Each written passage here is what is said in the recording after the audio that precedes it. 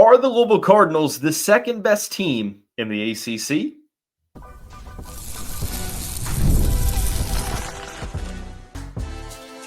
You are Locked On Louisville, your daily podcast on the Louisville Cardinals. Part of the Locked On Podcast Network, your team every day. Card Nation, what's going on, everyone? Welcome into this Tuesday edition of the Locked On Louisville podcast. I'm your host, Dalton Pence. This is my fifth year covering the University of Louisville, third year hosting this show, and I want to take the time to personally thank you all for making us your first listen of the day. Just a reminder, the show is free and available on all streaming services 5 days a week, your team every day. Some fantastic mailbag questions have been asked for this week's edition, and it got to the point to where I felt like we needed multiple segments answering these questions. So we'll start out the first two segments answering 5 total mailbag questions surrounding the Louisville men's basketball team, about where they rank in the ACC, returning players for next season, the second matchup against Florida State, etc. And we will discuss a key recruit being on campus this weekend for the Florida State game.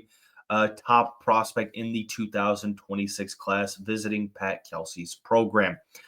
I'll be honest, I have been extremely excited for the weekly mailbags over the past couple of weeks because you all have asked some absolutely incredible questions, and I'm really fortunate. I'm grateful for you all and your willingness to ask these questions. The questions have been extremely thought-provoking, and this batch of questions is really nice as well. The first one is getting right to the point. It's been a discussion over the past couple of weeks. Is Louisville the second best team in the ACC? Now, the other team in discussion is the Clemson Tigers. Clemson is currently ranked in the top 25. They are a really good team. They just beat Duke pretty recently in Little John Coliseum. Like the Cardinals, they are 13-2 in conference play. They're 21-5 overall, and they're beating teams pretty handily. If you put the teams side by side, a lot of similarities. I think Louisville had a tougher non-conference schedule that led to some more early losses in the season. The Cardinals have dealt with more adversity in terms of injuries. But you look at the resume side by side, they are both winning pretty convincingly almost every week in ACC play. They both lost to Georgia Tech in early February. So I can understand the case being made for Clemson. They're playing really good basketball. They are winning convincingly, and they beat Duke. That is a really big win. Duke looked like a buzzsaw, or has looked like a buzzsaw for the majority of the 2025 calendar year ACC slate. Like, Duke has looked really good, and Clemson was able to beat Duke. And that's key. It really is. The main thing, when you have two teams, you put them side by side, and resumes are similar, body of work is similar. How do you determine who the better team is outside of maybe just what you see on the court? For me, it's head-to-head. And Louisville has that head-to-head win over Clemson. So for me, the Louisville Cardinals are the second best team in the ACC. Not by much, because Clemson is really good. I have seen this argument being made that, well, Clemson beat Duke, and they're a better team than when Louisville beat them in early January, and Louisville didn't beat Duke. I find that argument to be very contradictory in nature because Louisville didn't beat Duke, sure. But that game was also in early December when the Cardinals had just started to deal with the adversity of no Kasean Pryor and no Koren Johnson. A bunch of brand new guys that had never played with each other, having to figure it out on the fly and do so shorthanded. If Louisville and Duke were to play now at the KFCM Center, even though Duke is really good, I do think that Louisville would have a chance like Clemson did a couple weeks ago, not taking that win away from Clemson. But if you're going to use this whole narrative that, well, Clemson's better than they were in January. Louisville's better than they were in Duke. Or I'm sorry, they were better than they were in December. So it would be different if the Cardinals had lost a couple games and Clemson went on a tear and you sort of just have to cling on to that head-to-head victory. No, the Cardinals have been just as impressive as Clemson has been. Clemson does have to go to SMU this upcoming weekend. That's going to be a pretty interesting match. If I want to see how the Tigers play against the Mustangs, who, by the way, Louisville played on the road, and they won by, what was it, 25 points on the road? In 2025, here are the single-digit victories for the Cardinals, okay? You have Pittsburgh on January 11th. Okay, you have Pittsburgh on January 11th. You did lose to Georgia Tech, and that's it. That's the only game in which Louisville has won by single digits, was Pittsburgh. Every other game has been a double-digit victory. So for me, I just don't know how you can – I understand the Duke victory is key, but Louisville being just as impressive as Clemson and continuing to play better and better while having that head-to-head victory over the Tigers. If you want to say that Clemson's the better team, sure, go ahead. It's your opinion. I just don't know how you can put the resume side by side and say, well, the head-to-head really, it doesn't mean as much as Clemson's win over Duke. I'm sorry. I'm saying that Louisville is the best or the second best team in the ACC. No disrespect to Clemson because I'm a huge fan of Brad Brownell's team. Really good squad that's going to be, I think, a tough out in the big dance. So next question. Chucky, Hepburn, and Terrence Edwards have been playing extremely well in 2025. Are they the best backcourt duo in the conference? And like the answer to the first question, the answer is yes. I look at the rest of the backcourts around the ACC. Chase Hunter is a really good guard.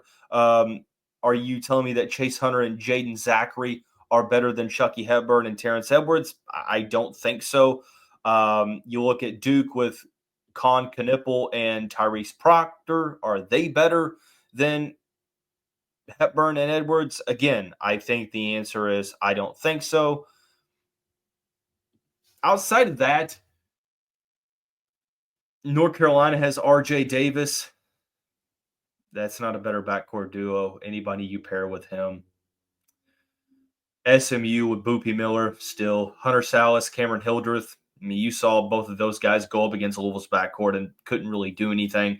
So I don't think this is a huge question. Now, if you don't follow Louisville basketball much, mainstream media is going to tell you that Duke's backcourt is better because they get more recognition, but I would like to see that team without Cooper Flagg and see how Con and Proctor would fare without the number one NBA draft pick coming up. So with Hepburn being, I will say, the best facilitator in the conference, had led the ACC for a good stretch in assists per game, one of the best on-ball defenders at the guard position in the ACC, and he's shouldering an extremely large workload as the Cardinals' number one scorer, and he's been able to do it effectively. He's looked really good playing that role, and then Terrence Edwards is playing perhaps better than almost anyone in the conference, not named Cooper Flagg, not named Chase Hunter. I mean, Edwards has been a do-it-all type player over the past month for Pat Kelsey's team, and he's had to do it sometimes without Chucky Hepburn. Now, say what you want about who the Cardinals have played in February, but this isn't a ACC versus SEC or Big Ten argument. This is an internal conversation with the ACC. So everyone's playing the same teams. And Louisville still had that level of success in January. So Edwards and Hepburn are, especially with Louisville not having like a traditional post threat, pretty much all of the offense comes from the backcourt.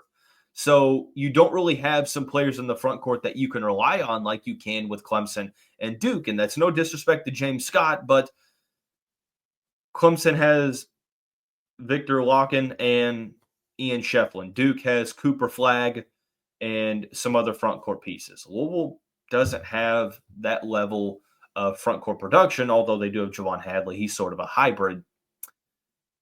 Still, Hepburn and Edwards is the best backcourt duo, not only because of what they can do offensively, but defensively too. Like the Cardinals are really good with both of them as the point of attack defenders. And I just don't see how you can put any other backcourt duo ahead of them at the moment. Maybe no, I don't see how the case can be made at the moment. And look, I'm biased. I'll admit it. I'm the host of Locked On Louisville. So if you talk to JJ over at Locked On Blue Devils, he might say something differently. If you talk to Locked On Clemson, they might say something differently. But that's just the way I see it. And you look at Louisville 20-6, they're having a ton of success. And a lot of it is because of their backcourt. And you can even throw Rain Smith into a backcourt trio, and no one has a better backcourt trio than Louisville. So the answer is yes, in my opinion, to both of the questions. There will be 3 questions coming up in the next segment. Questions about key players returning next year, the level of confidence against Florida State, and much more. So we'll answer those when we come back on this Tuesday edition of the Locked On Louisville podcast.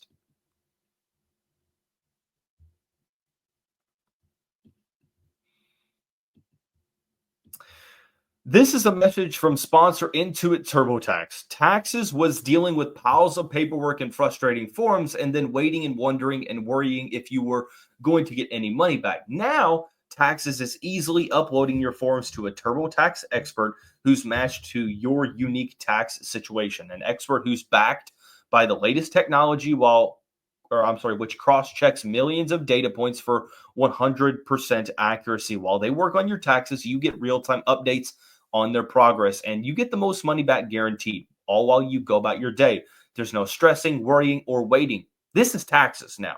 Intuit TurboTax. Get an expert now on TurboTax.com. It's only available with TurboTax Live Full Service, real-time updates only in iOS mobile app. See guaranteed details at TurboTax.com/guarantees.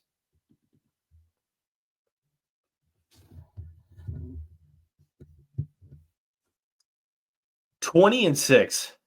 Louisville is up to the 20-win mark for the 54th time in program history. First time since 2020. It's been a while since the Cards have been back, and I can say, full confidence, Cards are back, baby. Love to see it. 13-2 in conference play. They have Florida State this upcoming weekend. Got some time off, almost a whole week off. They'll take on Florida State at the KFC Yum Center at noon on Saturday. First question is, should we be worried about Florida State due to the size mismatch and different playing styles? I think that's a good question. Thanks for asking it. Louisville did beat Florida State back in December 90-76 down in Tallahassee. It was a performance in which Louisville shot the lights out, 52% from three, 51% from the field, and 83% from the free throw line. And they were able to just continually answer every call in the second half. Every time Florida State wanted to make a run, Louisville was right there. They had an answer for it. So I get the merit of the question.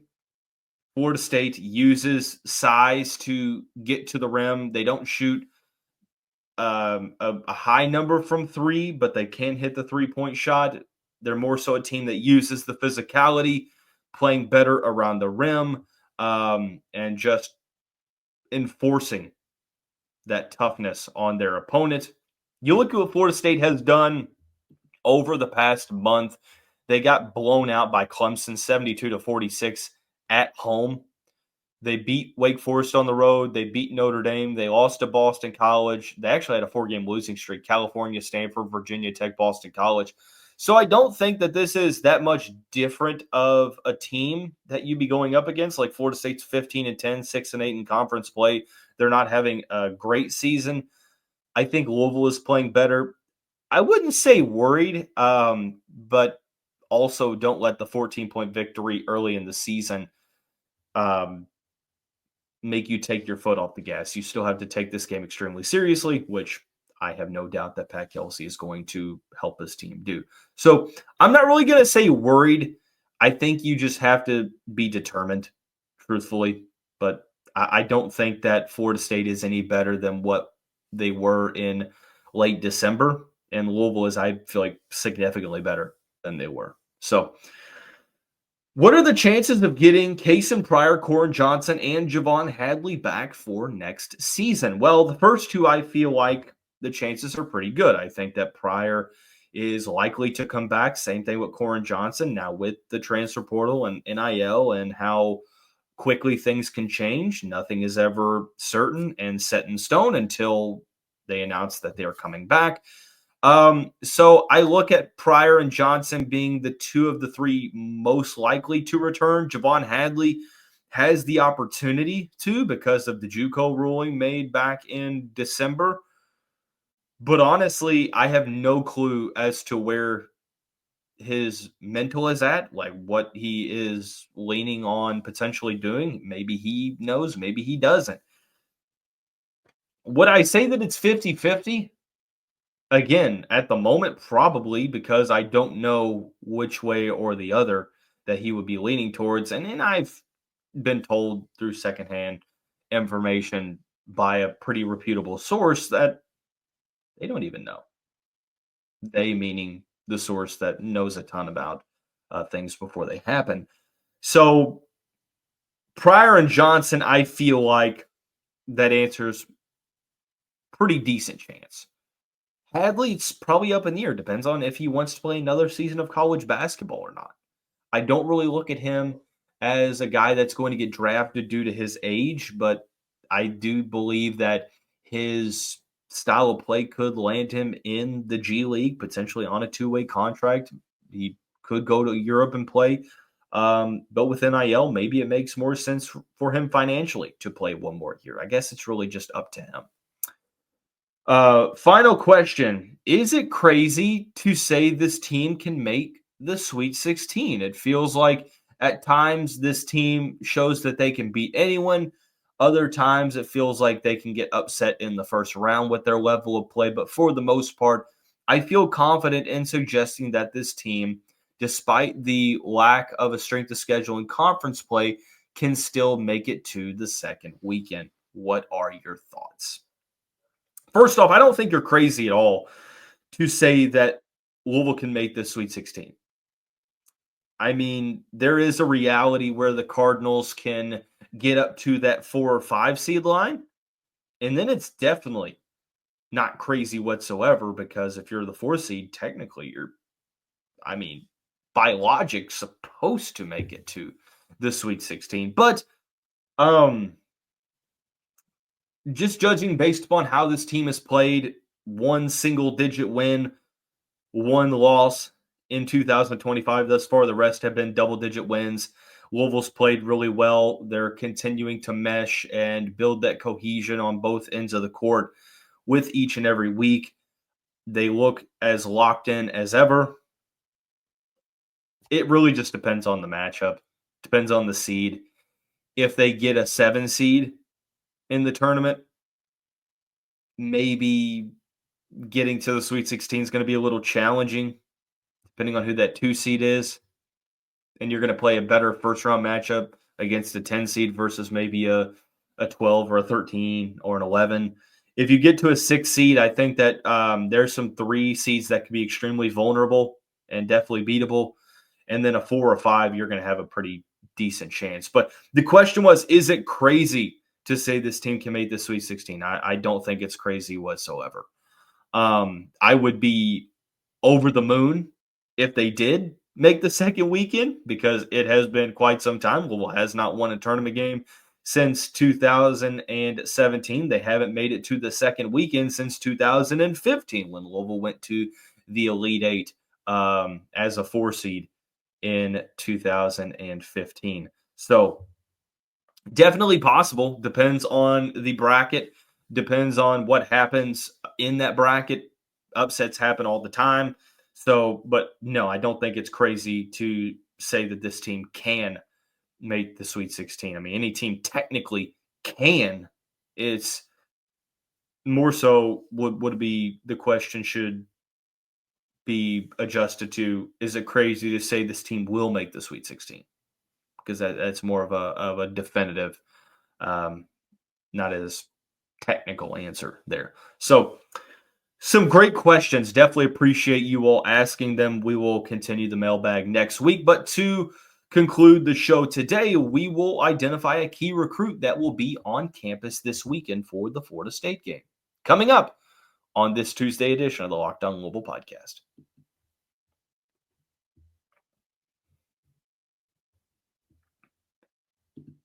Cardinal fans, want to take the time again to thank you all for making us your first listen of the day. Just a reminder, the show is free and available on all streaming services 5 days a week. Your team every day. I mentioned it yesterday. I will reiterate it once again. There will not be a Wednesday episode this week. I apologize for that. I have to once again go out of town for work, but this time won't be able to make up for it.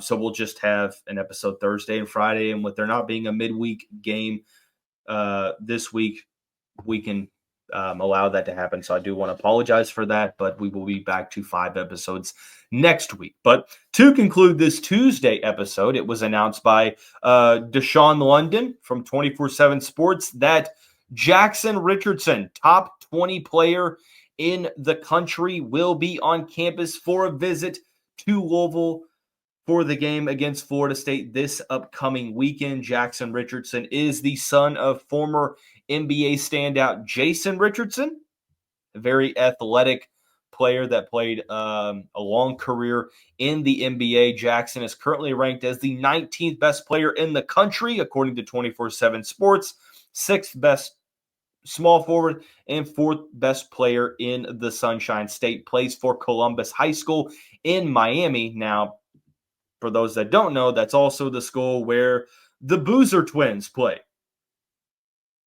Some of the best players in the country, some of the best seniors, both going to Duke. So Jaxon Richardson isn't the number one scoring option on this team. However, he still finds a way to make an impact, averaging 14.6 points a game on almost 64% shooting from the floor.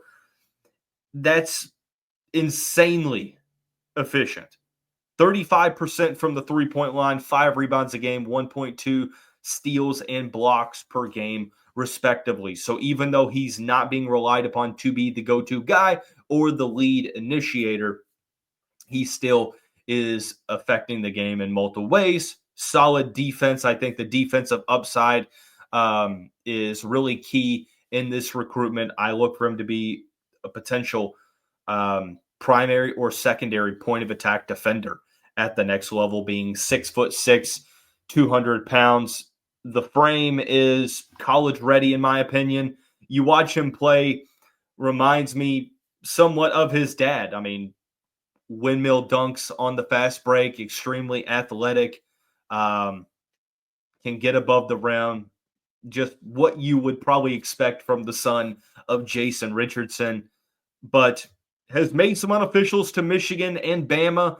At this point, it's sort of unclear as to who is standing out in his recruitment, but I'm not sure that a decision is imminent at this time, which probably helps Louisville. The Cardinals offered him back in late January, started to initiate contact late in the fall, but once again, didn't make that offer until early in 2025. Getting him on campus is pretty clearly significant. Anytime you can get a talent like Jaxon onto campus, that's awesome.